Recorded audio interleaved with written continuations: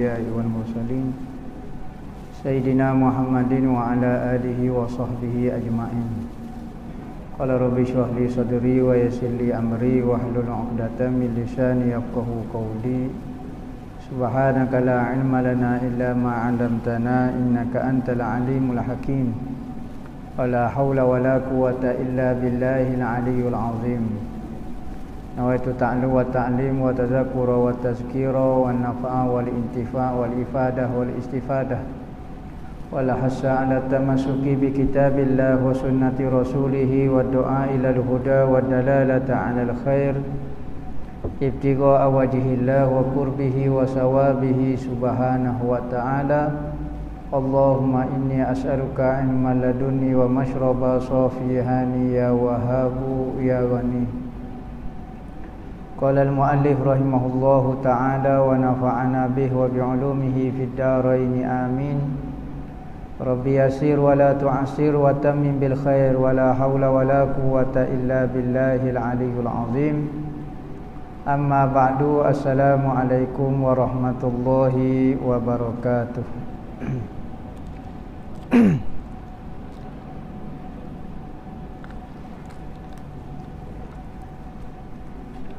Berkata Tuan Guru Abdul Aziz bin Ismail Al-Fatani dalam kitab dia Risalah Misbahil Munir fi ma'rifatillahil qadir, sehinggalah perkataan beliau sekat mana sudah apa dia ada tanda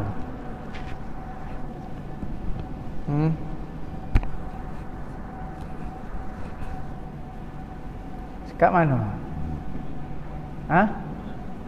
Kudrat. Muka surat 21.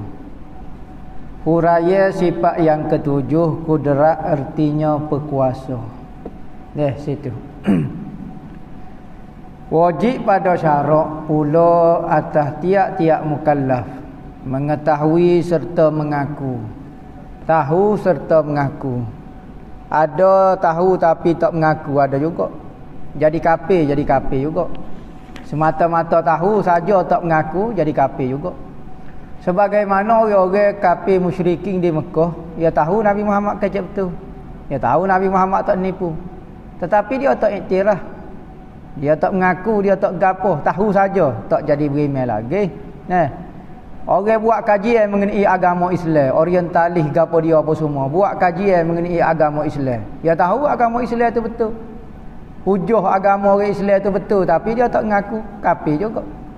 Maka bukan tahu saja, kena iktiraf mengaku pula. Percaya, pergi sungguh. Kena lagu tu. Patut nak tahu kalau tak mengaji boleh, kalau tidak tak boleh juga. Standard manusianya nak tahu mesti kena ngaji. Tak boleh duduk rumah kabar-kabar faham sifat 20. Nipu kohong. Duduk kedai kopi, duduk buah kedai kopi, duduk main gitar atas kalbok, tanya sifat 20 faham pula. Lu tak mengaji. Payah. Boleh tak Tuhan awak lagu tu boleh. Tetapi biasanya berlaku tahu ni apabila belajar. Ikutlah dia belajar lagu mana, tapi apabila belajar baru tahu. Kalau tak belajar nak tahu lagu mana. Maka benda ni pertama kena belajar. Kedua mengaku. Benda tu hak kita belajar tu betul dan kita kena pegang. Ngaku ke apa? Di dalam hatinya. Ngaku di lidah saja tak cukup, ia kena mengaku pah dalam perut pedas. Orang tua panggil pah dalam perut pedas, kata Tuhan tu kuasa. Ngaku apa dia? Akan tentu sungguh ada di Tuhan itu berkuasa. Yakni Tuhan itu berkuasa lah, mudah terjemuh. Amba tak hura cara dalam cara perbahasa betul-betul sifat 20. Kerana kadang-kadang benda ni jadi rumit kepada orang awam. Maka kuasa ko amba baca cara mudah lagu tu ya. Nak tekan dalam-dalam boleh. Nak jadi tok guru kena pergi pondok lah. Hak tu kita bahas secara mendalam. Tapi untuk orang awal hanya untuk dia faham dan melepaskan fardu ain dia saja, bukan nak jadi tok guru pun. Biar dia faham perbahasa satu-satu sifat, loh gilah tak ada masalah apa tu.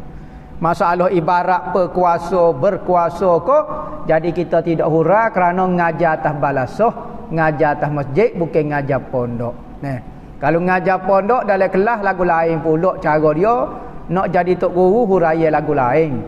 Bo nak lepas fardu ain huraya dia lagu lain pula. Tak perlu mendalami. Takut kalau pahal-pahal padalai sangat gak, jadi kau pening malah mengaji dah pula. Pertama kena iktikad dalam hati kita, perut pedas kita, dalam hati kita kata Tuhan ni berkuasa. Dia berkuasa ni kerana ada kuasa lah dengan dia. Kalau tak ada kuasa, macam mana benda tu dipanggil berkuasa? Kuasa ni dalam bahasa kita dipanggil ring. Ring. Ring ni maknanya kuasa. Rok demo akak benda ni. Rok ni mampu. Boleh kuasa demo akak. Kerana ada ring tu rok tu. Ring dengan rok. Ya biasa bukan rok utai tu. Rok ni maknanya boleh akak, mampu, ada kuasa tu panggil rok. Bapa demo rok? Sebab ada ring. Ring ni kuasa. Dok kecek bak ring ni. Berkuasa ni maknanya ring. Tuhan ni ada kuasa menyebabkan dia tu berkuasa. Kalau Tuhan tak ada kuasa, maka Tuhan tidak berkuasa. Secara kasar tu. Tidak lemah sekali-kali. Kalau ada kuasa tentu dah tak lemah. Kena sebut juga ke? Kena sebut. Apa kena sebut? Tak cukup kalau kita kata Tuhan tu berkuasa. Tak cukup lagi. Kena sebut pula Tuhan tidak lemah sekali-kali. Kecek benda tu loh. Kuasa tu tak lemah lah. Tak kena sebut juga. Apa kena sebut? Kerana kaedah mengaji tauhid ni dia kena ada nafi so, isbat so. Isbat di kuasa, nafi di lemah. Kena sebut dua-dua. Apa kena sebut dua-dua? Hak tu loh ya. Tak nak memurnikan akidah. Apa maksud nak memurnikan akidah? Kalau kita kata Tuhan kuasa, lemah kita tak nafi lagi. Tak murni lah mana. Kena sebut dua-dua. Tuhan berkuasa, tidak lemah. Barulah betul-betul murni akidah kita. Mari mana belajar kaedah nafi isbat ni? Di dalam tauhid pun kita ngaji fa'lam annahu la ilaha illallah. La ilah tu nafi, isbat tu illallah. Maka dalam pengajian tauhid kena ada nafi dan isbat supaya murni ke akidah kita. Tak cukup kalau kita kata Tuhan kuasa, tak cukup, masih tak murni lagi akidah kita. Nama ke kata tak payah hulai perkataan ni kuasa tidak lemah. Hak tu lah ya. Dah lain tu. Nafi isbat dipanggil. Maka kena sebut dua-dua supaya tidak terlintas di hati kita lemah ada di Tuhan. Kalau kita kata demo ni rajinnya mari balasah, sebut begitu saja. Ditelitah mungkin dalam hati kita, mungkin dalam satu hari kau mesti dia ada juga malah. Hak ni kena sebut dua-dua. Demo rajin tidak malah. Jelas selalu. Tu fungsi dia pengajian nafi dan isbat dalam pengajian tauhid. Tujuan dia nak memurnikan lagi akidah pegangan yang kita pegang dalam hati kita. Firman Allah Ta'ala, ambil mana gak tahu Tuhan ni ada kuasa? Rekod sendiri ko? Ambil dalam kitab kitab Yunani ko? Ambil dalam kitab Hindu ko? Nama? Tak, kita ambil daripada Quran sendiri. Allah Ta'ala sendiri mengaku dan dia sendiri sebut di dalam kitab dia. Dia kata apa dia? Wa annahu ala kulli syai'in qadir. Surah Al-Hajj ayat yang ke-6. Tuhan kata apa dia mengenai diri dia? Artinya Tuhan kata apa? Dan bahawa sesungguhnya Allah Ta'ala di atas tiap-tiap sesuatu itu berkuasa dia. Tuhan berkuasa atas semua sesuatu. Ya. Lepas tu maksud semua sesuatu ni kulli, kata kul ni semua. Kalau ngaji bahasa Arab, semua sesuatu. Jadi Tuhan boleh buat apa saja. Ya.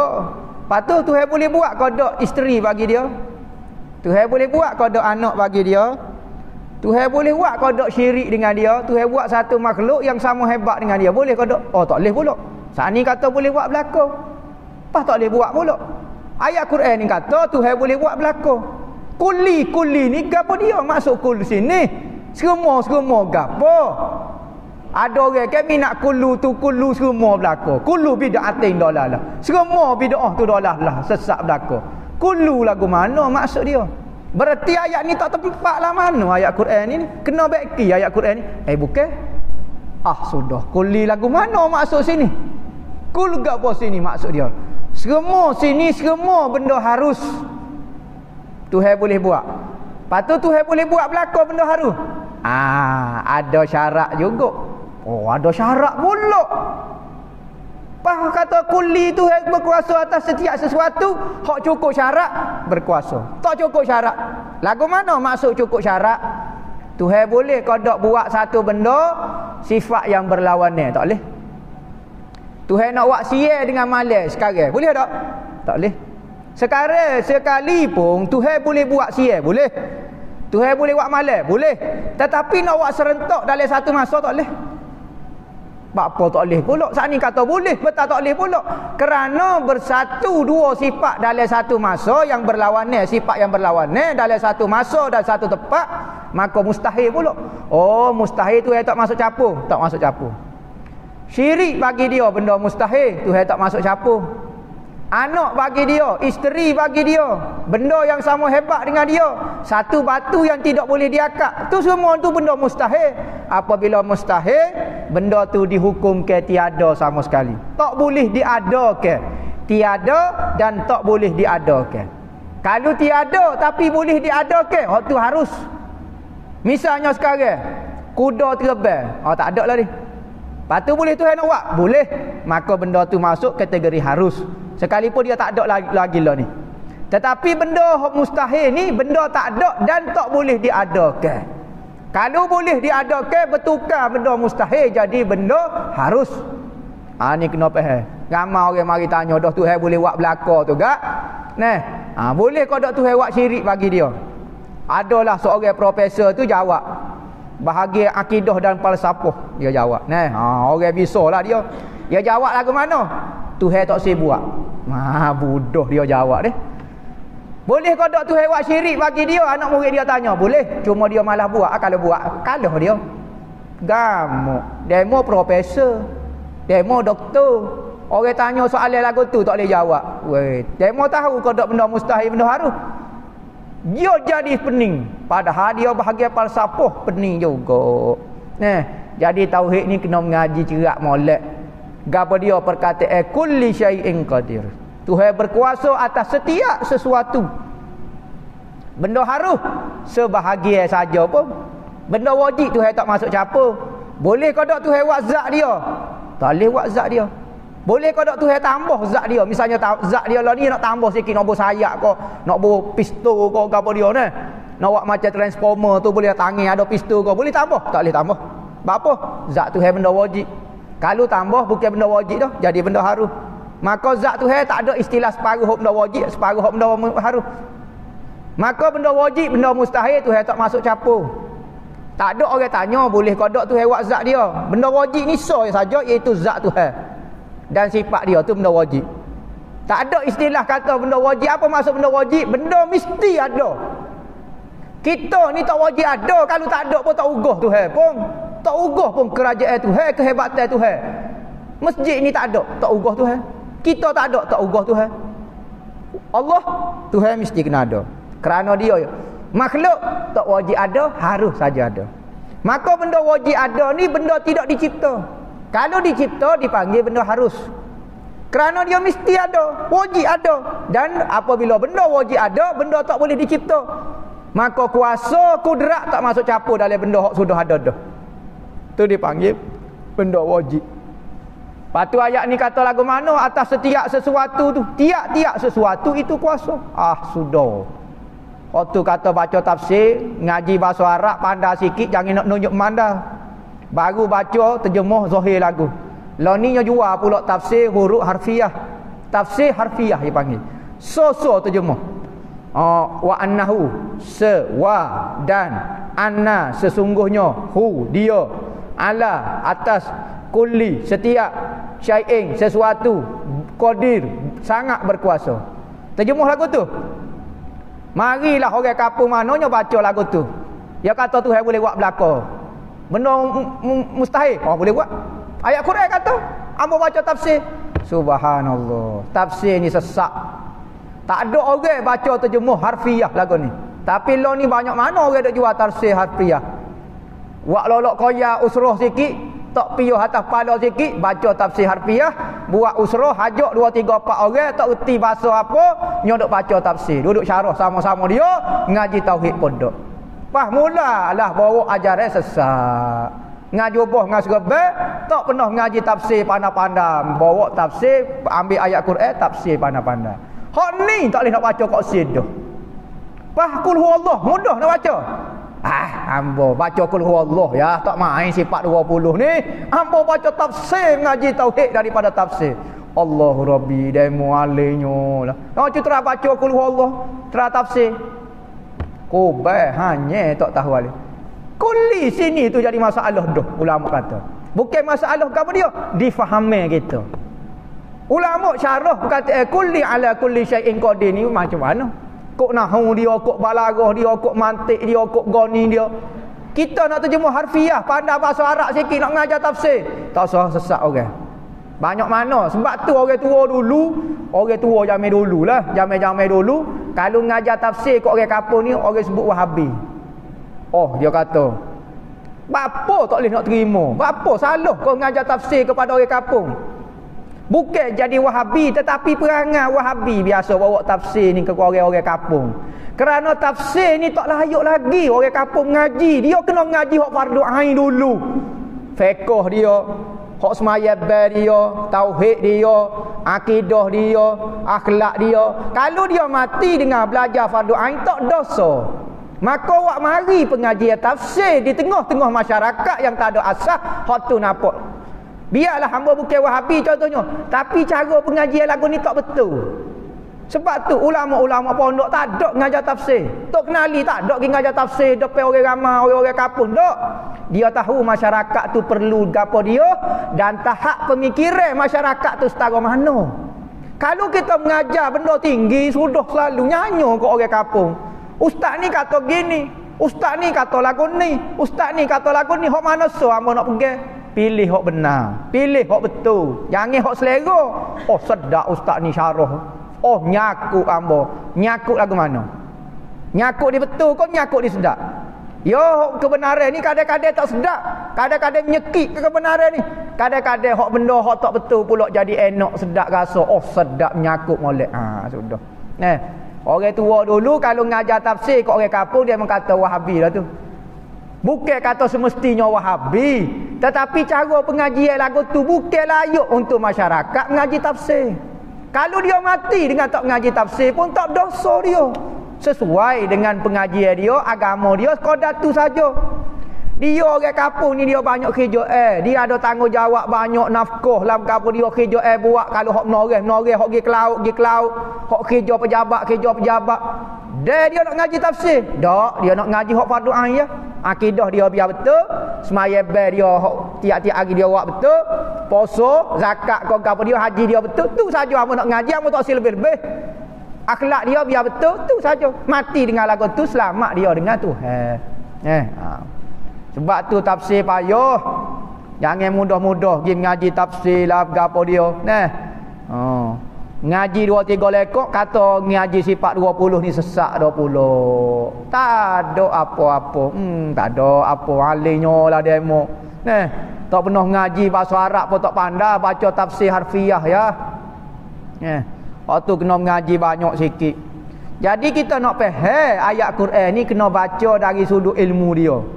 Ayat Quran ni dari sudut tauhid lagu mana? Ulama-ulama tauhid akan syarah mengenai tauhid gapo dia gini. Contohnya hang buat sebut sat ni kulli sat ni. Semua lagu mana benda mustahil Tuhan tak boleh nak buat. Benda wajib Tuhan tak boleh nak buat. Lepas tu wajib semua lagu mana? Bererti kulli ni ada makna masuk rupanya. Bukan maksud tiap-tiap sesuatu rupanya. Baru tu kata ni duduk berdebat kulli ni makna semua. Adalah dia kata kulli ni makna semua. Cakap Nabi Muhammad zahir dah Nabi Muhammad orang Arab ke kulli makna semua. Orang Arab pun faham kulli makna semua. Orang Arab mana? tak mengaji. Supo ya. Abu Jahal pun tak faham Al-Quran, tak mengaji. Siapa dia? Adakah semestinya dia orang Arab tu jadi pandai selalu? Tak. Ambo pernah ngajar orang Arab. Duduk sana, ngaji sana, antara tugasnya pergi mengajar orang Arab. Lepas ngaji, silibus dah 4 tahun, tok guru ambo atas lah pergi kampung orang Arab, pergi kok nu rata-rata, pergi mengajar budak-budak bahasa Arab. Dia pandai bahasa Arab, kita heran Quran tak boleh baca. Kecik Arab bera. Tunjuk Quran, tengok supaya putus kayu. Kata lagu mana? Suruh pelik kita. Kecik Arab cekak berok. Wi Quran tak boleh baca. Rupanya baca lain, kecik Arab lain. Ilmu tak sedap kira. Kita kata kul huwallahu ahad. Wallahu ahad. Kul huwallahu ahad. Wallahu ahad. Sudah. Kul ni dalam bahasa Arab sebut. Ya ingat kita suruh dia sebut kul huwallahu ahad. Sebut ke huwallahu ahad. Sudah. Huwallahu ahad lah dia kata. Kul huwallahu ahad. Kul huwallahu ahad. Kul huwallahu ahad. Gapo dia maksud Tuhan tu awal? Tuhan awal sekali dia kata. Sebelum daripada cipta makhluk ni dalam seminggu Tuhan kena ada lah. Dia kena awal sekali. La haula wala quwata. Dia mau baca orang Arab, baca Quran. Baca Quran. Dia mau faham lagu tu. Maksud huwal awal, huwal akhir, wal zahir, wal batin. Mau faham lagu tu. Betul kau Tuhan seminggu sebelum ada makhluk Tuhan kena ada lah. Moga dia ke pencipta, dia kena seminggu sebelum ada tu. Ada makhluk dia kena ada lah seminggu. Dia awal sekali, nombor 1 dia. Dia mau faham lagu tu, ayat Quran lagu tu. Sudah. Maksud awal sini tidak ada awal. Ayat Quran ni kata Tuhan awal, tiba-tiba dia pun kata Tuhan tidak ada awal. Tuhan tidak ada permulaan. Awal-awal ni permulaan. Maksud awal sini tidak ada permulaan. Tuhan kata ni Tuhan ada awal ni, Tuhan awal. Sudah dia kecek bahasa Arab dia pula. Kita kokak. Capur dengan bahasa Kelantan bla-bla. Nak kecek lagu mana ngau lagu ni? Orang Arab tak faham Quran. Kita orang kapakam melegek pandai Quran. Bisa tafsir lagi. Jolo ko.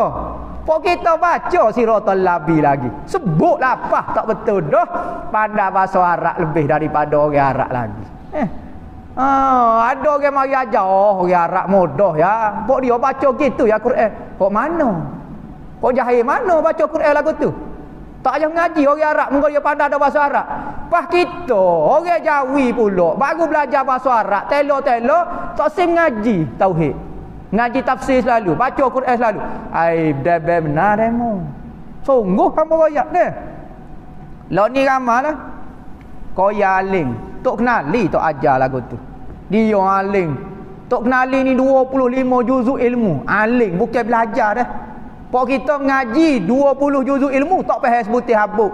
Sebab pun nahwu pun tak reti. Nak tanya sikit tak boleh jawab pun. Tok kenali ni pakar dalam 25 juzuk ilmu. Tok guru dia pengarah kepada kitab Faridah 50 juzuk ilmu. Alim dan pakar dalam 50 juzuk ilmu. Kita nak tanya nahwu tak reti. Bahasa Arab tanya hok dalam sikit. Tak reti hamba ni maksud ke apa dia. Lepas tu nak baca Quran direct. Nya tipu setan lah. Sebab tu Al-Quran ni bagai payah. Kalulah Al-Quran ni benda mudah, nescaya dia tidak jadi mukjizat kepada Nabi. Orang Arab boleh karang Al-Quran ni. Tetapi kenapa apabila Nabi Muhammad baca Al-Quran, semua penyair-penyair, para-para udaba dia panggil, orang-orang yang bisa dalam sastra, akak tangan belakang, Allah ayat ni sastra dia tinggi dari sudut balaghah, dari sudut mantik, dari sudut gapo, pecah kepala buat dia. Kita tak mengaji gapo, pandai bahasa Arab, pra baca ya Rabbi. Pah mukjizat gapo dia lagu tu kalau orang boleh baca belakang. Katanya ulama laulal hazfu wal idmar la fahimal himar. Kalulah tidak ada buai-buai dan domeh-domeh di dalam Al-Quran, nescaya himar boleh faham Al-Quran. Mudah benar lagu tu. Baca secara zahir saja. Timbullah ulama zahir. Pegang zahir belakang. Kalau pegang zahir belakang, tak ada siapa 2-3 lembar ayat Quran jadi bertukar takih habis. Hak ni bercanggah dengan ni, hak ni bercanggah dengan ni, ayat Quran ke bercanggah. Sudah kan ayat ni Quran kata bercanggah pula. Kata Tuhan ada so ni jadi 2 dah pula. Hak ni kata Tuhan kuasa, Tuhan tak kuasa pula. Hak ni kata Tuhan ada tangan. Hak ni kata Tuhan tak ada tangan pula. Hak mana so ni? Bercanggah habis. Jangan dok pegang so. Ayat Quran ni payah. Nak ngaji. Pada mengaji hak ni kita tak sedok koyal ni. Kita lo ni nak ngaji atas orang, nak lepas fardu ain kita dengan Tuhan. Saya kalau tak lepas fardu ain berdosa. Bukan nak ngaji, nak style. Lo ni macam-macam pengajian. Style pun ada. Style baca tafsir. Style la haula wala quwata illa billah. Kita sibuk dah. Tanggungjawab banyak. Masa maghrib dengan isya ni lah kita ada. Tiba-tiba peluang ni buat main-main lagi. Bukan nak terlepas fardu ain kita. Kita semaya ben nak betul, semaya ben nak betul akidah. Hak tu hak penting. Tak cara apa. Duduk main-main, baca koksi-koksi. Kita tak ada masa dah 2 3 4 lari lagi nak temu Tuhan. Rebutlah peluang antara maghrib dengan isya, isi benda-benda fardu ain. Tafsir tak payah lagi lah. Hadis-hadis pun tak payah. Biarlah ngaji hak tolong. Hamba yak mudah duk baca faridah. Misbahul Munir 3 orang dah tak guru mati. Hamba tak mati-mati lagi. Tak faham-faham pun. Ngajilah fardu ain hak tu. Apa kita nak pindah tak mengaji ilmu fardu ain? Puas. Puas kalau kita faham tak apa. Kalau kita tak faham, wajib kena ok lagi. Biarlah hak tolong duk syarah. Mari ustaz ni royak lagu ni, mari ustaz ni royak lagu ni. Baru faham. 2 3 4 orang beri contoh. Tahu man. Tafsir. Jadi kita kena pandai dah ngaji ilmu fardu ain. Bukan hamba suruh ngaji ni Tuhan suruh ngaji. Kalau kita lawan tak sempat ngaji ilmu fardu ain, bukan lawan hamba dah. Lawan Tuhan. Hak fardu ain dalam bab akidah kenal sifat-sifat Tuhan supaya tak tukar. Hak mana sifat Tuhan, hak mana sifat makhluk. Lah ni tak mengaji sifat makhluknya letak di sifat Tuhan. Sifat Tuhannya letak di sifat makhluk. Habis bertukar takir hak mana. Hak mana layak dengan Tuhan pun tak tahu. Bab apa? Tahu. Ngaji ke tak? Tak ngaji. Sedekah dalam Al-Quran kata fa'lam annahu la ilaha illallah. Wajib mu'alim. Kenapa dia tu nak sebut la ilaha illallah? Mungkin nak tahu. Ni tak tahu apa. Tuhan adalah Allah. Ni Kristian kata ni Allah, ni Tuhan, ni Tuhan. Mana buktimu sebagai orang Islam mu kata Allah Ta'ala sebagai Tuhan? Kita pun sebut. Bukti yang pertama hamba mengaji dalam sifat 20, Tuhan tu benda wajib ada. Orang lain tak wajib ada. Mu tahu mana orang lain tak wajib ada? Betul dia ada, betul tak ada, betul mati, betul hancur. Pokok kayu lama dah hamba tengok. Terbalik dah tumbal dah pokok kayu tu. Hancur, tak wajib ada dia. Hari ni ada, hari ni tak ada. Hamba sendiri ada, tak ada, ada, tak ada, ada, tak ada. Tak suruh lah mana. Tuhan ada semacam. Tu sifat pertama dia kena ada. Kalau barang khayal supaya dewa-dewa Hindu warna biru, warna kelabu, warna gapo semua tu, dewa tu dewa Siva, dewa gapo ada aura boleh terbang lah begini. Barang ada ke tak? Khayal ya. Khayal tak so kira. Pertama ni barang kena ada dulu. Barang realiti dulu, wujud dulu. Kalau pun nak cerita tak sedap cerita, ni barang ada, barang ada. Demo rasa ada Tuhan. Ambo kadang-kadang nak makan ping jatuh pinggir. Siapa dia tarik pinggir ambo. Tengah tak saya makan, ambo nak makan dah nasi rumah ambo. Perut. Orang panggil pula, pergi makan dan bukan ambo kontrol hidup ambo. Ada benda kontrol ni. Rasa dia ada. Tengah malam kita rasa, tengah pagi kita rasa, naik semaya kita rasa, akak tangan kita terasa. Kadang-kadang nak akak tangan suruh lenguh, tak boleh akak tangan. Ambo tak ada kuasa juga. Nak anak comel-comel belakang tu biar anak tak comel, ya ambo tak ada kuasa punya. Ada benda yang berkuasa lagi dok kontrol ambo. Maka hok ni pun kata lagu tu, hok ni kata lagu tu badi cuik. Siapa dia sebenarnya? Hok ni cuik, hok ni siapa dia dok kontrol kita? Akhir sekali orang asli pun pergi sembah pokok. Orang asli kerana dia rasa hidup dia dikontrol oleh sesuatu, maka dia cari dalam hutan tu benda hok bisa sekali. Nampak pokok ni besar molek. Rasa pokok ni dah jaga pokok kita. Dia sembah pokok. Maka ada orang sembah bintang, ada orang sembah bulan, ada orang sembah lembu. Akhir sekali kerana sesaknya manusia dalam mencari Tuhan, maka Allah Ta'ala Tuhan yang sebenar wak mari nabi-nabi, rasul-rasul royak kita sebenar. Pencipta kamu hok muduk cari-cari selama kini, hok muduk rasa duk kontrol dirimu tu nak wak tak jadi mujak, kita tak si buat pula jadi. nama dia Allah. Oh, nama dia Allah. Baru tahu nama dia Allah. Kalau nabi-nabi tak mari ayat pakai tak tahu nama gapo dia ni. Maka nabi-nabi mari ajar tauhid yang sebenar. Yang mana tauhid itu ada dah dalam diri. Cuma perlu dibaiki dan ada benda tak boleh nak fikir. Macam nama Tuhan. Nama Allah ni fikir pecah kepala tak tubik. Kita hanya fikir tubik. Oh, ada benda kontrol alam ni. Sekadar tu saja. Siapa dia nama dia? Maka wakil daripada Tuhan sendiri. Nabi-nabi mari ayat nama dia Allah. Nama dia Ar-Rahman, nama dia Ar-Rahim. Oh, lagu tu. Tu bab tauhid ni. Tuhan berkuasa atas tiap-tiap sesuatu. Dan kudrat artinya berkuasa.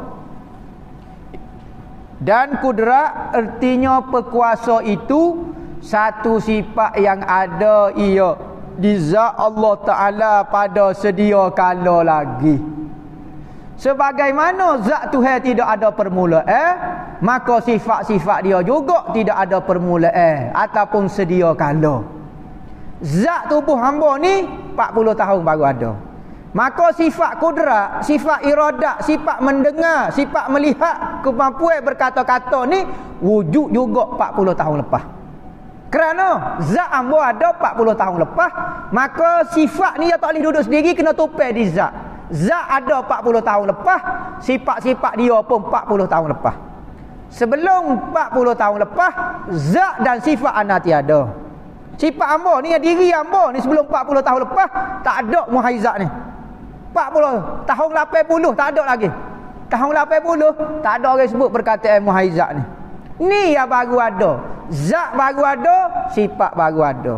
Maka zat Tuhan tidak ada permulaan, sedia kala maka sifat dia juga sedia kala tidak ada permulaan. Tak ada istilah zat kosong, zat semata-mata barulah mari boleh mendengar, barulah boleh melihat. Manusia tak apalah sebab dia ada permulaan. Zat dia dulu, ada dulu, lepas tu baru boleh dengar. Budak-budak ke? Sebab tu kita azal dulu. Kita mata lepas pada seminggu baru boleh nampak. Oh, mata pula. Jadi sifat sikit tak apalah. Lepas tu zat kosong dulu. Tak. Tuhan dia sempurna dah, boleh mendengar, boleh melihat pun juga sempurna juga, sedia kala lagi. Maka benda hak sedia kala, hak qadim ni tiga benda. Pertama, zat Tuhan. Diri Tuhan tidak ada permulaan. Kedua, sifat yang ada pada Tuhan juga tidak ada permulaan. Ketiga, nama Tuhan Ar-Rahman, Ar-Rahim. Oh, ni hamba baru sebut Ar-Rahman, Ar-Rahim. Demo sebut nama Ar-Rahman ni yak dulu lagi Tuhan. Tidak ada permulaan. Qadim lagi nama dia ni hak 99. Nama dia banyak lagi kita tak tahu, tetapi dalam hadis sebut 99. Maka nama ni qadim. Zat, sifat, nama. Perbuatan Tuhan, okey, perbuatan Tuhan qadim ke tak? Perbuatan tengok, perbuatan dia dengan diri dia qadim. Bilakah Tuhan melihat diri dia? Oh, zaman tak tahu tak bila. Dia qadim ke dia dengan diri dia? Zaman alam ketuhanan ni alam qadim lah. Tetapi bilakah Tuhan melihat zat kita ketika kita ada? Bilakah Tuhan tengok zat hamba ni 40 tahun lepas baru dia tengok. Apabila dia cipta zat hamba, maka 40 tahun lepas. Maka perbuatan Tuhan tengok. Kalau berkait dengan makhluk, dia baru. Bilakah Tuhan cipta Zaid? Bilakah Tuhan mematikan Zaid? Tu ada masa. Jadi zat Tuhan qadim, sifat Tuhan qadim, nama Tuhan qadim.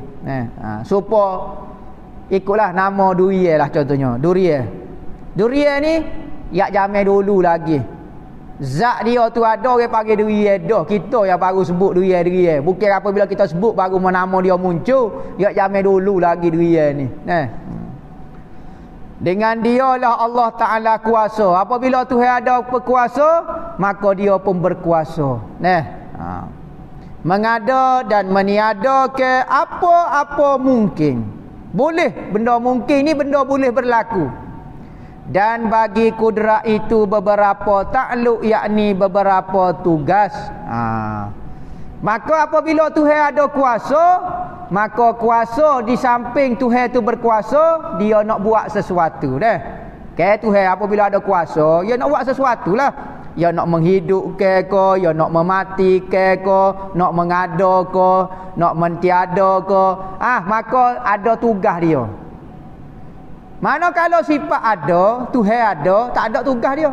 Semata-mata berada di zat Tuhan, maka Tuhan ada, gitu-gitu tak mengada. Tapi kuasa, apabila dia duduk di Tuhan, maka di samping dia berada di Tuhan, dia nak buat sesuatu dengan kuasa dia. Maka ulama bagi tugas-tugas, bidang tugas bagi sifat kudrat ni, ada bidang tugas dia. Zaman Tuhan lagu mana? Zaman ada makhluk lagu mana? Ada perbahasan panjang berkait dengan takdir. Kalau orang ngaji bab qada, ya bahas bab ni. Bab sifat kudrat dengan iradat ni masuk dalam bab takdir. Dan makna ta'alluq wallahu alam. Panjang pula lah, takut terbelik lidah-lidah. Ada soalan ke? Warahmatullahi. Hal ini merupakan satu perkara yang besar di dalamnya bagi kita. Kita diajar agar berusaha menimba ilmu. Bagi sesiapa yang diberi kesempatan duduk di dalam majlis ilmu, mengutip berbicara ilmu yang disampaikan, dia telah mempunyai sangat yang sangat indah dalam hidupnya. Ilmu yang diterima untuk diamal semasa di dunia. Adakah pahala itu dinikmati di dalam kubur dan di akhirat? Pak Ada ni pun nak ceramah Pak Ceruh. Naisih Pak Ceruh kata. Tak aje letih Pak Ada ni. Masya Allah ni. Allah. Masalah ilmu-ilmu ini komen sikitlah. Masalah belajar ilmu ni, seorang tu manusia tu jadi mulia dengan sebab ilmu. Allah Ta'ala sebut di dalam Al-Quran, dia sebut syahidallahu annahu la ilaha illahu wal malaikatu wa ulul ilmi qaiman bil qisti. Yang menjadi saksi akan ketuhanan Allah adalah pertama Allah, kedua malaikat dan ahli ilmu. Maka Tuhan letak ranking yang ketiga lepas pada malaikat, ahlu ilmi. Orang yang menyaksikan ketuhanan, orang yang yakin dengan ketuhanan Allah, pertama Allah Ta'ala sendiri, malaikat dia, wa ulul ilmi, dan ahli-ahli ilmu. Maka Tuhan letak ranking yang ketiga. Oh, mulia. Dan ahli ilmu ni mulia tidak mulia, dia boleh tolong orang hari akhirat. Orang kalau baik, dia masuk syurga seorang, dia baik. Moci tu baik, sedekah, tutup aurat gapo, dia jalan cengok klik masuk dalam syurga. Tapi ulama-ulama, orang ada ilmu, apabila sudah ditimbang dia nak masuk syurga, tu tahan dia. Berhenti dulu. Bukan Tuhan tunjuk tangan gini, kena faham lah, moyak cerita, okey. Cakap noyak lagu mana, tak tahu noyak suruh berhenti. Bukan kata gini ni. Tetapi ada ulama kata makruh, kalau kecek bak Tuhan kita tunjuk anggota. Kecek wak gini, nampak. Atas, tunjuk gini. Makruh ada ulama kata, takut orang faham lagu tu. Maka apabila ahli-ahli ilmu nak masuk syurga, ni setara mana kedudukan hebatnya kedudukan dia, maka Tuhan tahan.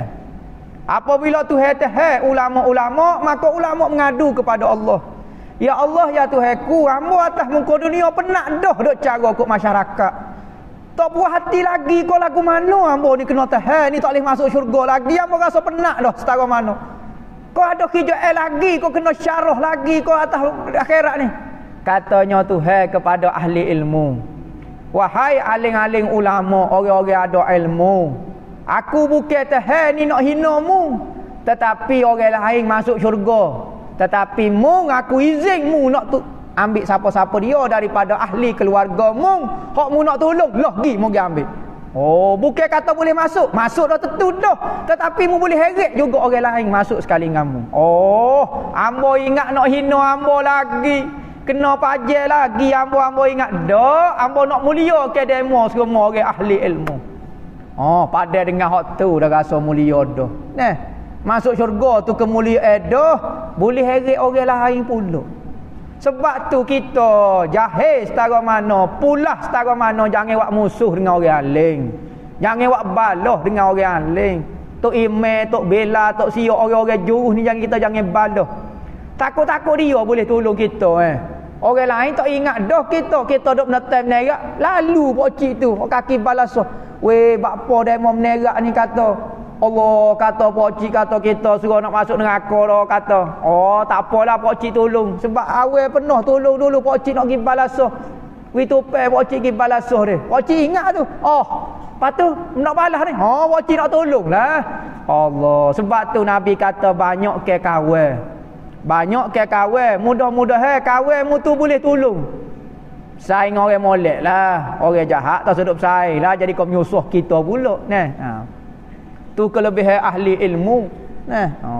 Sebab tu kalau kita tak boleh jadi orang alim, ni anak-anak kita biar jadi orang alim. Beli kitab, beli buku, beli gapo letak di rumah. Faham tak boleh baca, ni anak-anak kita biar boleh baca. Lagu tu. Nya boleh lah. InsyaAllah deh, biar ada cita-cita.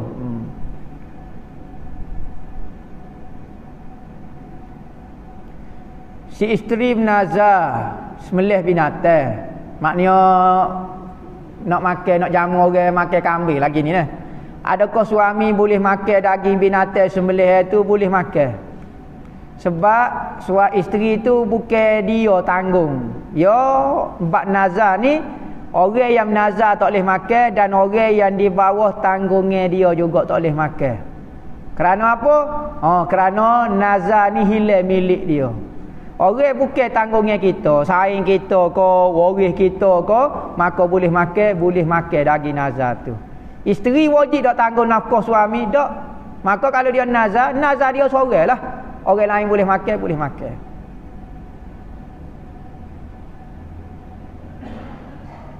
Anak yang telah dewasa adakah kekal tidak boleh makan sembelihan nazar kedua ibu bapa dia? Ni hamba tak ingat. Kalau dewasa rasa boleh makan dah, sebab tak wajib ibu bapa apabila anak sudah balik, maka tak wajib kita beri nafkah kepada dia. Ingat, nafkah ataupun kita tanggung seseorang itu ada 3 sebab dah. 3 sebab wajib kita kena tanggung nafkah dia. Pertama, kerana dia tu usul kita, mak ayah kita. Maka wajib kita kena tanggung dia. Kalau dia miskin, dia sakit, dia susah, wajib anak jatuh, anak tino, anak berapa dia ke, kena tanggung nafkah pak dia ataupun ibu dia. Kedua, sebab dia tu furuk kita, anak daripada kita. Anak kita kecil, maka kita kena cara. Dia tak ada pitih, dia sakit, dia balik dah tapi sakit terlencak akal, wajib ibu bapa kena beri nafkah kepada dia. So kerana nasab keturunan dia. Kedua, sebab apa kita kena beri nafkah ke orang? Sebab kita nikah dengan dia. Dia bukan mak ayah kita, dia bukan anak kita, tetapi kita nikah dengan dia, wajib kena beri nafkah kepada dia. Isteri lah. Ketiga, wajib kita kena beri makan ni kerana kita pera dia, kita miliki dia. Misalnya kita beli hamba. Hamba ni manusia. Siapa dia nak beri makan ke dia? Tuan dia. Kita pera kambing. Kambing orang lain tak wajib beri makan. Kambing kita wajib beri makan. Tak beri makan berdosa. Pera ikan sepila.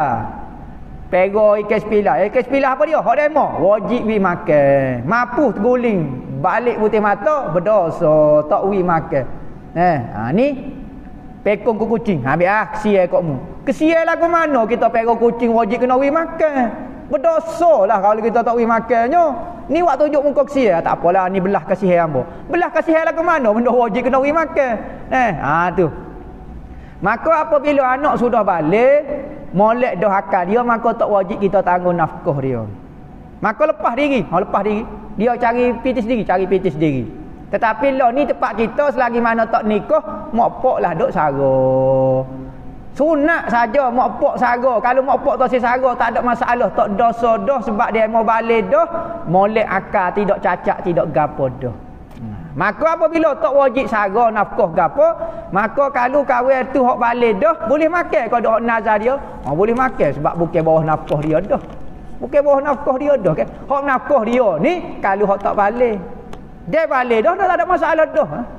Macam orang asing-asing dah lah dari sudut tu, dari sudut nafkah.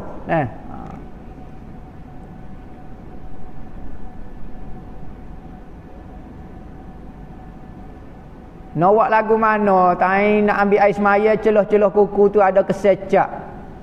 Kuku pendek dah, nak buat lagu mana? Celuk klorok lah apa dia, ikutlah cuci lah. Kalau tak boleh buat, tak cakap buat dah, ambil air semaya lagu tu semaya lah. Ambil air semaya, tak cakap celuk klorok dah, tak tangga dah, pasal semaya. Semaya lah dengan lagu tu. Lepas tu tepat hok tak kata tu nak tayamum ke? Tayamum kalau boleh. Misalnya lekat cak kaki, tak cakap konyoh dah. Maka ambil air semaya, hok tepat tak lekat, tak rata air tu, ambil tayamum. Lagu tu. Lepas tu boleh semaya, tak ada masalah apa. Petua orang tua-tua untuk kuat tenaga batin. Sudah. Kok mana soalan ni? Nak kuat tenaga batin, sudah. Ambo ni tak pandai lah mana benda lagu ni. Gini. Sebelum bersama dengan orang rumah, baca ya mutakabbir. Ya mutakabbir senapah 10 kali. Ya mutakabbir, ya mutakabbir, ya mutakabbir, ya mutakabbir, ya mutakabbir, ya mutakabbir, ya mutakabbir, ya mutakabbir, ya mutakabbir. Niat supaya Allah Ta'ala wi kepuasan kepada isteri kita. InsyaAllah puas isteri kita. Wi sikit-sikit lah, tak boleh banyak-banyak buat ngacang. Boleh. Ya mutakabbir dah. Ya mutakabbir. Banyak dah. Alhamdulillah dah banyak. Banyak boleh makan jasa dah lah. Ya mutakabbir 10 kali senapah. Seduk napah dalam ya mutakabbir, ya mutakabbir. Senapah lagu tu. Niat di dalam hati supaya Allah Ta'ala puas ke isteri kita. Gitu. Tak salah dah. Sunat bagi orang yang berkahwin kecek bab benda-benda lagu ni. Kalau kita sakit, tak salah kita pergi nanya orang, hamba tak kuat. Tak apa. Jangan kita mampu pula.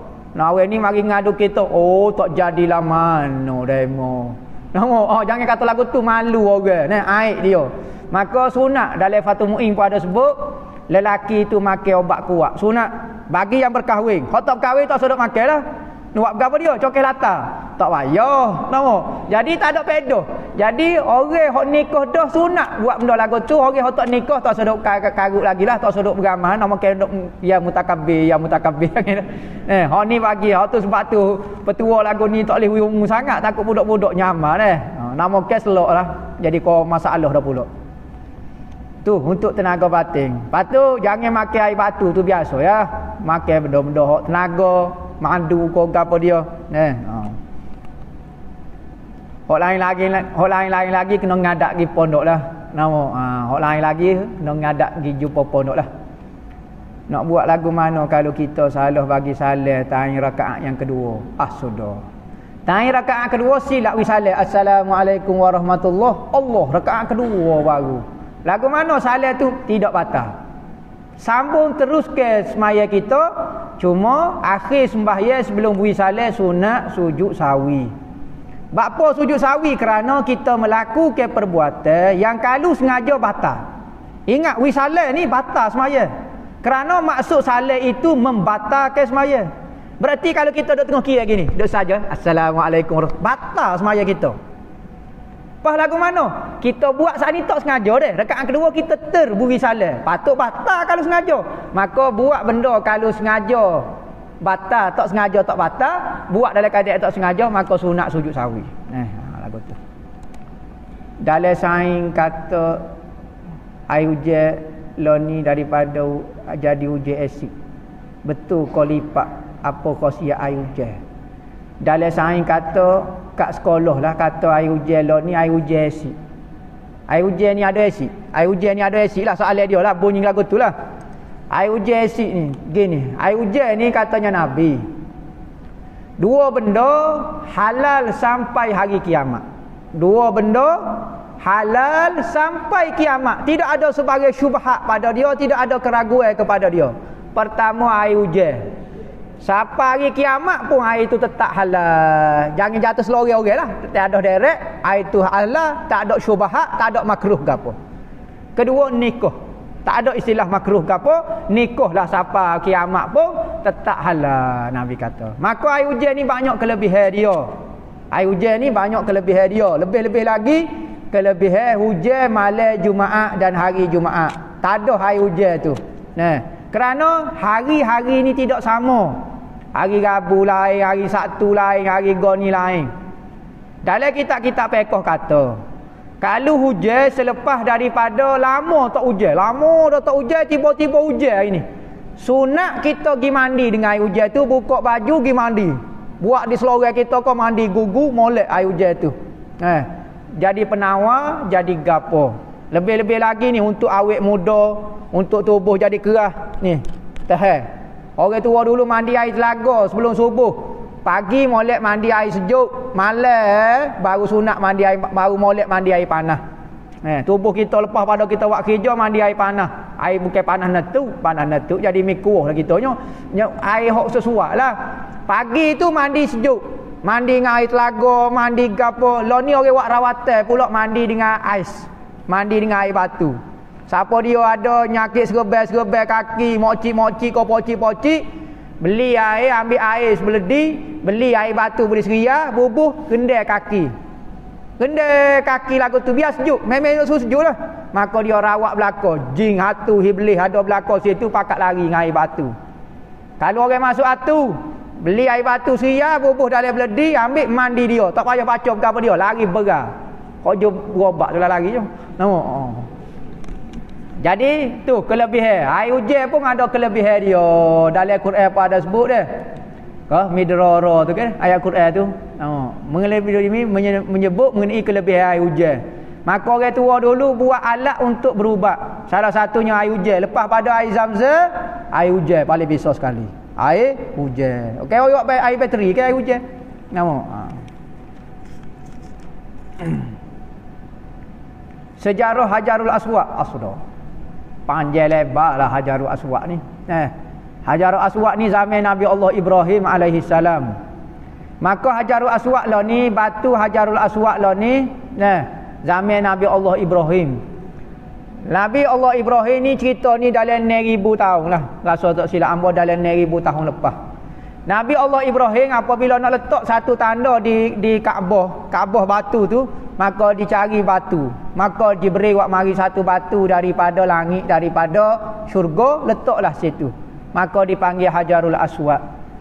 Dalam satu hadis Nabi kata Hajarul Aswad pada hari kiamat ada tangan, ada mulut. Tuhan bangkit ke dia dalam keadaan lagu tu dan dia menyaksikan bagi orang yang mengkucuk dia. Kucuk Hajarul Aswad tu. Maka dia akan jadi saksi. Dia akan sebut nama sore sekian. Tu Hajarul Aswad. Cerita dia panjang lah. Menurut Sa'im pun ada, menurut Goni pun ada. Batu Kaabah jolo juga. Tu benda-benda bukan ada unsur bumi, bukan ada unsur langit. Semua mari daripada syurga belaka. Adakah lafaz sunat sebelum azan? Adakah lafaz sunat? Gapo dia? Sebelum azan tu ada benda-benda sunat nak sebut. Kau gapo dia? Azan gitulah. Allahu akbar, Allahu akbar. Ni astaghfirullahalazim. Subhanallah. Sallallahu alaihi wasallam. Allahu akbar. Tak payah. Bismillah tak payah.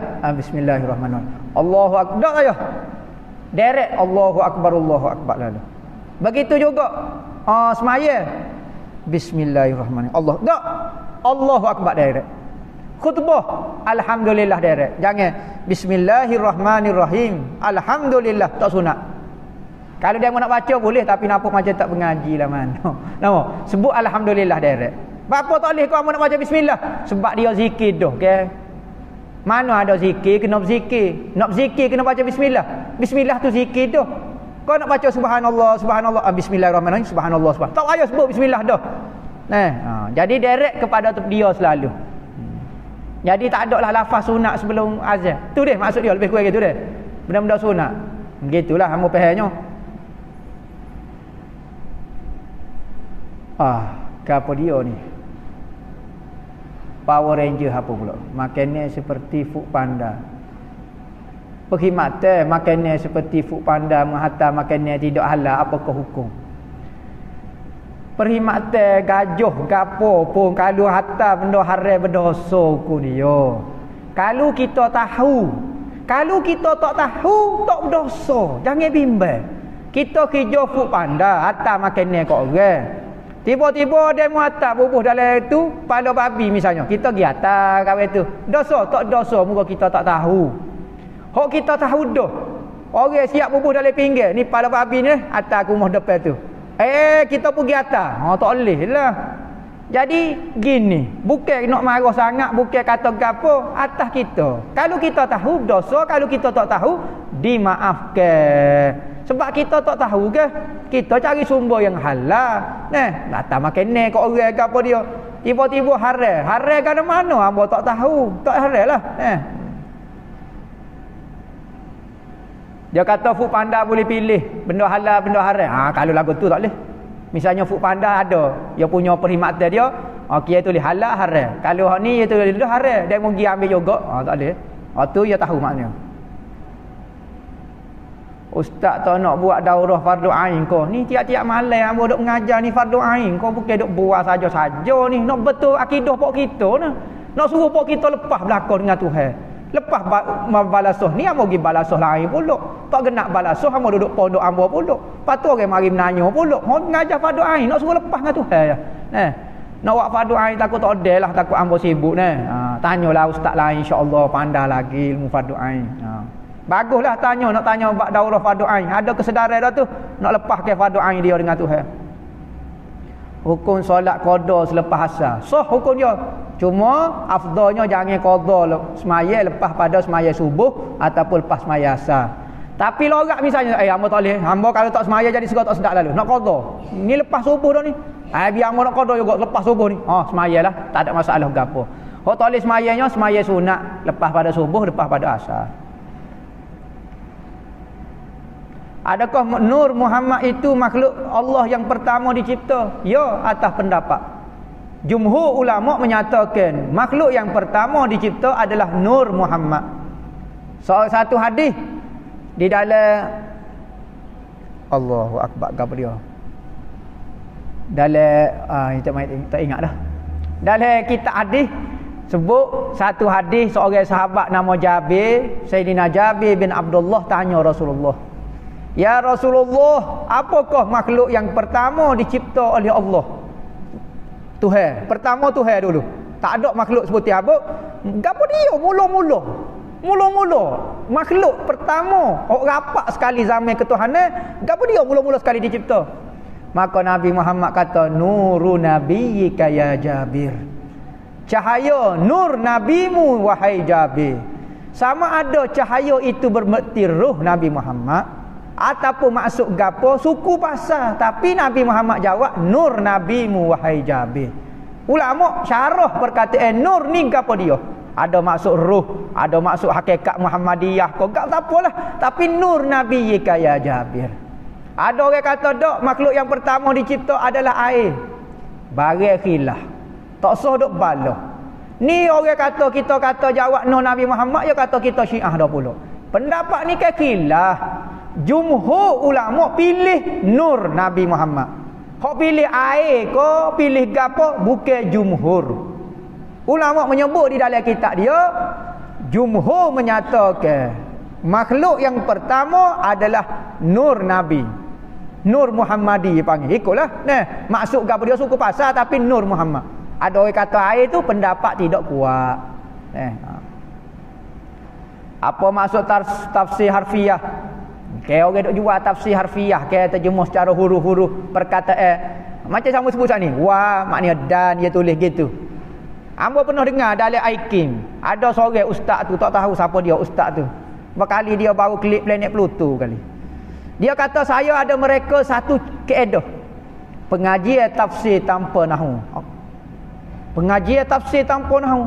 Mengaji tafsir tanpa menggunakan nahwu. Subhanallah. Nak lipat orang kau lagu mana? Tak mengaji nahwu baca tafsir sesaklah siratal labi lah jawapannya. Ni boleh dia kata saya reka satu kaedah orang Malaysia kita. Mengaji tafsir tanpa nahwu. Sebab kalau dengan nahwu jadi payuh dia kata. Dia pun mengajar tafsir tanpa nahwu. Sesak barak dah kawan ni. Dia ingat dia bisa. Ulama pecah pala tak berani kecek lagu tu.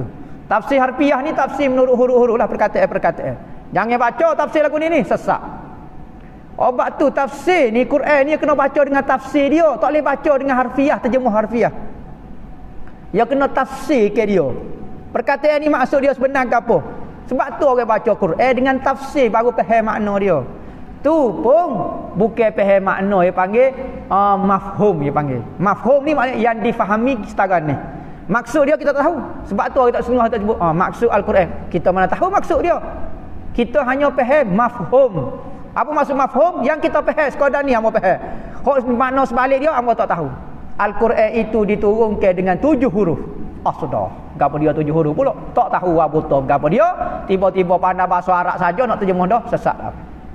Tu maksud tafsir harfiah tu, terjemuh sebutir-sebutir lagu tu. Tu tak boleh baca tu jadi sesat. Lah ni banyak orang macam-macam buat hadiah nikah lah gapo dia tafsir harfiah. Tengok Tuhan bersemayam atas harah. Kenapa dah tu? Kenapa dah tu nak jadi kau pening dah berlaku dah. Ya tafsir molek baca kita orang awal baca tafsir pimpinan Ar-Rahman. Tok Guru Haji Nur tu. Mufti dulu, Tok Peti Haji Nur dulu dengan Syekh Abdullah Basmih tu. Tu baca tu. Tu ahli sunnah molek. Tafsir selain daripada tu hangpa tidak sure ke. Bak nama pening sangat, nampak terjemuh jadi ngarut.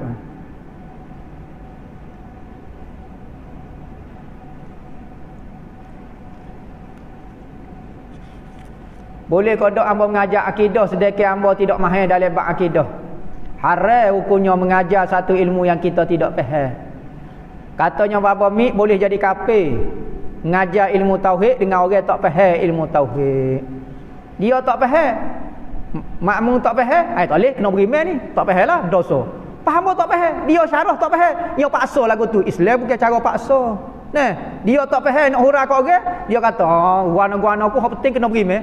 Guana lagu tu. Islam bukan ajar suruh ikut buta tuli lagu tu. Buat mari hujah, tak boleh buat mari hujah. Paksa orang bukan. Tak boleh hukumnya haram dah. Bukan kata mengaji tauhid, ngaji fiqh dengan orang tak reti pun haram, ngaji nahwu pun pening juga.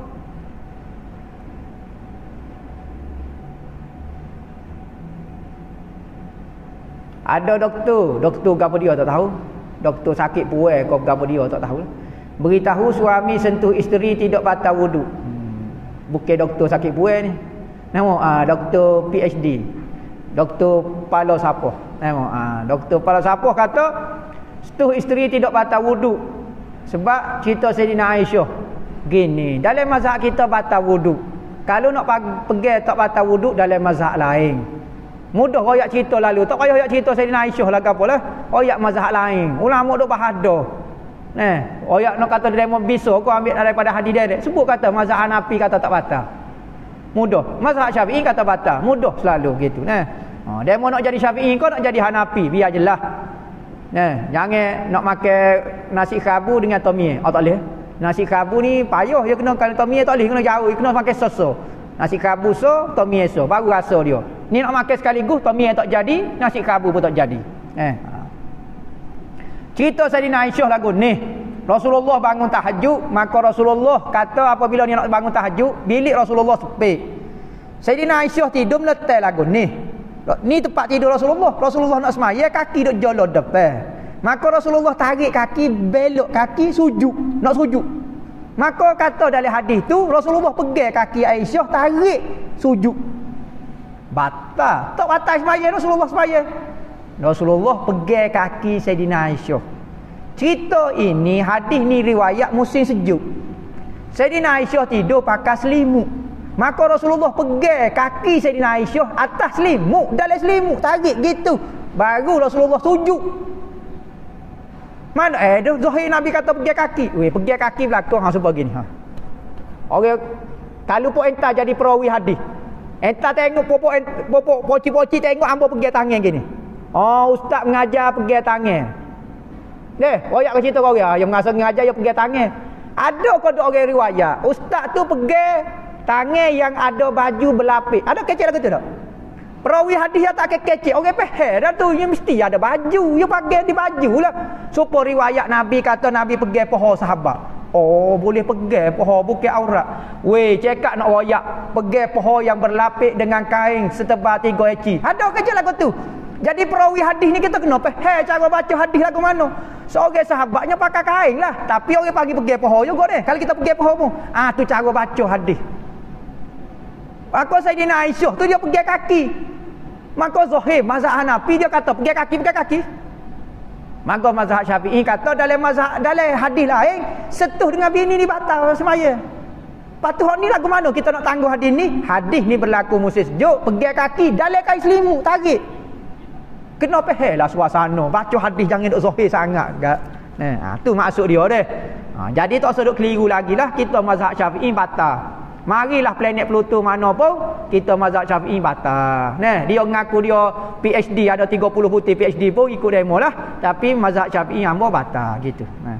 Hukum pergi botol air arak untuk mengalihkan pindah ke tempat lain. Boleh. Dah nak buat lagu mana? Nak sepak? Nak buat mana? Lepas tu nak tak pergi? Sudah. Kalau tu gak pinjek ke? Saya wakeh betul. Rumah hamba demo ada teruk botol arak, tak boleh nak pergi. Allah, apa kita mau lalunya? Boleh kau pergi botol arak? Boleh. Siapa dia kata tak boleh perginya? Bukan minum, dia haram tu minum. Pergi botol arak, duduk depan rumah kita. Cakap kita tak boleh salih. Togak jalan. Jangan sentuh. Lepas tu siapa dia nak alih? Tak boleh alih, tak boleh sentuh. Pahala ke mana nak buat kerja? Boleh pergi, hok pergi tak bolehnya minum arak. Cuma ulama kata arak ni kan najis. Maka kalau kita pergi takut jadi najis tangan kita. Maka kalau ada darurat kita nak pergi nak pindah kau nak tahuk kau apa dia tak apa. Basuh pula tangan kita. Kau tak bolehnya duk main botol najis lagu tu. Tak boleh lah. Tu saja ulama kata. Boleh pergi botol arak jangan bimbang. Ke dia mau pergi ke dia mau pukul gambar masuk viral. Masa duk mengarut tu bab lain. Kenapa tidak boleh belajar tafsir bagi orang awam? Pelik saya dengar. Bukan pengajian orang awam. Orang awam ni orang tidak ada dah asas ilmu. Dia hanya nak melepaskan fardu ain dia. Kalau mengajar tafsir banyak benda kena syarah. Start daripada asas-asas ilmu lagi. Kalau nak kecek bab mantik, dia tak kerti sebut balarah, majah, ma'ani, apa dia tak tahu apa. Patut jadi Islam ni jangan buat nyusah kat orang. Makcik ni bukan nak jadi tok guru. Dia nak lepas pada air dia tiba-tiba main ngajar tafsir mantik lah menurut ilmu logoh majazi Power Ranger. Mana dia tahu? Dia orang bukan nak buang masa. Orang nak lepas pada air. Dia kata pelik saya dengar kata tak boleh ngajar tafsir, tak sesuai. Bukan kata tafsir, murni labik orang tak baca. Murni labik tahu murni labik. Siapa dia bisa nahu? Antara kitab hok tinggi ilmu murni labik. Apa tak boleh baca kau murni labik kau orang awam? Tak boleh baca juga apa? Tak faham. Benda tinggi-tinggi ni tak boleh baca kepada orang awam. Bukan tafsir saja. Hadis-hadis, benda-benda mentah ni tak boleh baca kecuali disyarah. Benda hak remeh-remeh, benda mudah-mudah boleh. Tapi dok syarah gini perawi dia kata lagu ni pening kepala makcik-makcik. Bukan metod dia panggil. Metod cara pengajian Ahlus Sunnah wal Jamaah. Ilmu-ilmu tafsir, hadis ni bukan salah tapi dia dipelajari oleh orang-orang nak jadi mufti, nak jadi tok qadi, nak jadi gapo. Manakala orang awam belajar ilmu fardu ain saja. Hak ni pun tak faham juga. Tak percaya tu cerita tanya rukus maya. Siapa dia ingat atas masjid ni? Berapa? Tak ingat dah hamba. Mari ingat. Tak ingat dah. Tu ya tahap kita. Rukus maya 13 tu tak boleh nak kira siapa habis. Jadi tak sudut bimbel, tak sudut gapo, kita belajar kerana Allah, bukan kerana nak main-main. Kalau orang belajar kerana Allah, dia akan dengar kata Tuhan. Tuhan kata belajar fardu ain. Ya, saya belajar fardu ain. Puahnya bosan, dah Tuhan suruh. Jangan belajar ikut nafsu ke. Nak terang tafsir lama orang isi tafsir sekali hadis tu. Ngaji dengan nafsu. Siapa bila nak layan nafsu ikut Tuhan Dalam belajar pun kena ikut Tuhan. Jangan duk ikut perangai kita kata. Benda tak wajib lagi nak mengajar tafsir, ngaji hak fardu ain dulu. Kena ngepek dah lah. Dia kok soalan ni dia kata pelik benar saya dengar ustaz kata tak boleh mengajar tafsir kat orang awam. Gitu maksud dia. Bukan kata salah ilmu tafsir betul tapi sesuai dengan dia. Mau ustaz tereke manakib tu Guru Haji Daud Bukit Abbas secara ringkas. Tok Guru Haji Daud Bukit Abbas ni orang hebat dia ni. Dia ngaji lama di India, pondok-pondok sekitar kita, ngaji ngatuk kenali rasa dia juga dia. Lepas tu naik ke Mekah. Dan kelik usia lewat dah, dia buka pondok di Bukit Aba di Pasir Putih. Dia merupakan khalifah tarekat Ahmadiyah Idrisiyah. Dia ambil daripada guru dia Sidi Ahmad Azhari, Sidi Muhammad Azhari kau berapa dia ni. Ambil daripada Ad-Dandarawi Ar-Rasyidiyah. Sidi Ahmadiyah. Dia khalifah tarekat Ahmadiyah. Dia buka pondok tempat dia, orang kapur dia kata Daud orang jahil. Biasa ya. Orang alim setara mana, kalau buka pondok gak orang kata tak alim lah mana tu Haji Daud Bukit Aba ni. Kawan ni ngaji 40 tahun rasa, tak silap ambo. Hok kata tu tak mengaji apa. Standard hok bahagian syarah tu tak mengaji belaka tu. Tapi bahagian syarah, bahagian menanya, bahagian gapo. Tu dia Tok Guru Haji Daud Bukit Aba. Bawa ke tarekat Ahmadiyah lah. Sebelum daripada dia ada orang bawa dah tarekat Ahmadiyah tempat kita. Tarekat Ahmadiyah ni pengasas dia Sidi Ahmad Al-Idris, orang Maroko, Maghribi. Tarekat paling muda sekali lah. Tarekat dia tak ada suluk, tak ada istilah masuk suluk ke apa dia tak ada. Tarekat dia hanya amalan wirid 300 pagi 300 petang gitu saja. Antara amalan disebut Tok Wei Ali Kutai. Tok Wei Ali Kutai dalam Lum'atul Aurak pun ada amalan Ahmadiyah juga. Sebelum daripada kemunculan dia, Tok Guru Haji Daud Bukit Aba, orang bawa tarekat Ahmadiyah ni Tuan Tabah. Ambil daripada Ibrahim Ar-Rasyidi lagi. Generasi 2 lapis. Tu orang lama. Lepas pada generasi dia macam senyak betul. Mari Tok Guru Haji Daud Bukit Aba pula naik semula tarekat Ahmadiyah. Anak murid dia beramallah berderu kana. Tu secara ringkas dia. Kalau tidak kat baca tokoh ulama semenanjung gitu ada. Bila kita boleh belajar tafsir, tak puas hati lagi. Apa yo ni kali kau tolong kali. Gini boleh belajar tafsir. Lo ni ambo nak tanya, demo nak belajar ilmu bagus. Tetapi ilmu fardu ain demo lepas kau dak. Jangan kita pergi cari ilmu hotok fardu ain, masa sepatutnya kita boleh belajar ilmu fardu ain. Nak pergi kita kekal juga ilmu bukan fardu ain. Berarti pengajian kita bukan berdasarkan Tuhan dah tu, ikut nafsu dah tu. Kita takut ditipu di dalam pengajian agama. Dok kilik tafsir ingat ada agama, fardu ain tak lepas lagi, berdosa. Itu. Dia lepas dah fardu ain, gilah. Saya minat tafsir. Gilah mengaji, tak ada masalah apa. Ngaji dengan ulama yang muktabar. Tengok ulama ngaji tafsir tu betul kodok. Kalau tafsir Wahabi tak sedap mengaji dah penipalon. Dah cukup dah. Okey, pergi ngaji, tak ada masalah apa. Ambo sebut hukum ni secara umum untuk masyarakat orang awal tu kagak tu. Hukum beri zakat pada pelajar melanjut pelajaran kolej universiti. Termasuk dalam asnah kodok. Gini, duit zakat kepada pelajar ngaji pondok ko, ngaji Mesir, ngaji tanah Timur Tengah ko, hukum dia tak boleh, tak sah zakat kita. Tak boleh bui. Kalau siapa dia bui dah zakat kepada pelajar kena bayar semula, tak sah bayaran dia. Dia kena bui kepada orang miskin. Maka orang belajar agama ni biasa orang miskin. Kalau duduk pondok jadi miskin lah. Moga duduk mengaji tak buat kerja ke apa, maka dia jadi miskin. Maka orang belajar agama boleh terima zakat atas nama dia miskin dah, bukan atas nama dia pelajar agama. Jangan mudah-mudah sangat pocik ko mocik mudah nak beri zakat ke orang-orang ngaji. Jangan. Kalau tengok dia tu orang susah, orang miskin, atas dasar kemiskinan dia, bukan atas dasar pengajian dia. Budak yang anak yatim boleh beri zakat? Tak boleh beri zakat. Tak ada dalam asnah yang lapan anak yatim ni. Lepas tu kalau dia miskin baru boleh beri. Janda-janda, armalah-armalah boleh beri zakat? Tak boleh. Siapa dia suruh beri dia? Dia kena miskin baru boleh. Semua tiga orang ni pelajar agama, orang budak tahfiz ko, anak yatim ko, janda-janda, kalau dia miskin baru sah. Kalau tidak tak boleh. Tu maksud dia fi sabilillah tu. Tu tafsir dalam mazhab Maliki. Mazhab Syafi'i sabilillah ni perang. Mana ada pun kita perang bunyi bom nopak lari beral nakut pahit. Adakah perkara yang membatalkan mandi wajib? Gapo dia? Tak ada. Tak ada asal terketuk. Ija muka lepas mandi wajib tak boleh terketuk selok lah kata. Selok terketuk mandi semula. Tak ada benda yang membatalkan mandi wajib nah. Kau apa dia? Tak ada am rasa, tak tahulah. Kau ada? Tak ada. Tangan kena najis kering. Adakah najis itu akan berpindah ke tangan? Tidak. Najis kering berpindah kena tangan wajib basuh tak wajib basuh. Berpindah tak pindah. Bukan kata najis kering. Kalau kita eyok tu biar kering, jatuh bunyi ketung, wajib basuh tak wajib basuh. Tak wajib basuh. Sunat saja basuh sebab dia kering. Kau kita sendiri pun tak wajib basuh. Ambil air semaya kenalah. Tapi wajib basuh tak punggung tu? Tak wajib basuh sebab kering. Kalau najis orang lain setuh lagi-lagi lah. Kau kita sendiri tu ambil tak jadi najis.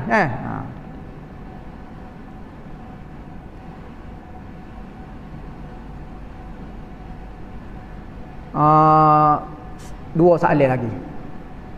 Je ni tak tahu mana je ambo ni. Je tak ada ni. Pok ni khianat tak buat je pula. 7.5. Betul?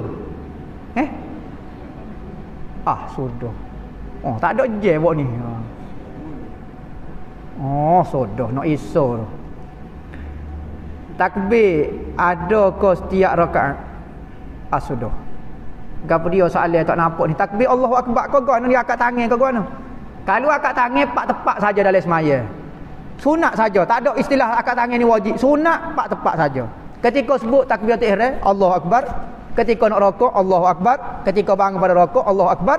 Ketika bangun daripada tahiyat awal, pak tepak saja. Disunatkan akak tangan. Allahu Akbar tu tiap-tiap masa. Allahu Akbar, Allahu Akbar. Nak sujud pun Allahu Akbar, jangan akak tangan. Sujud ke Allahu Akbar juga. Sudah tak ada apa. Macam mana nak bangun tahajud tip dia? Nak bangun tahajud gini. Pertama kita kena ingat Tuhan nak wiga apa dia kepada orang tahajud. Ingat kata tahajud ni perjumpaan kita dengan Allah. Baru rasa seronok kita nak tahajud. Ni macam bebal lah. Macam Allah serabut ni perintah Tuhan. Buat kata tahajud ni pertemuan kita dengan Tuhan. Hari-hari aku duk adab muka makhluk. Aku hari duduk dengan makhluk.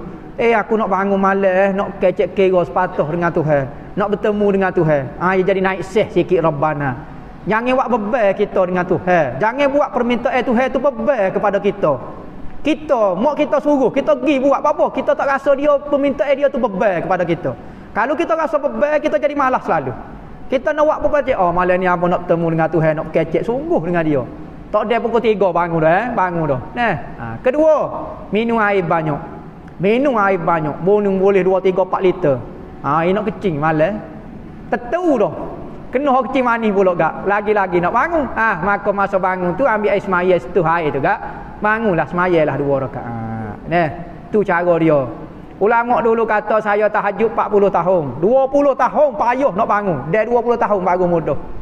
Jadi kita nak berlatih lagu tu lah. InsyaAllah Tuhan bayar kepada kita. Wallahu alam. Tak habis lagi baca soalan tu deh. Tak apalah.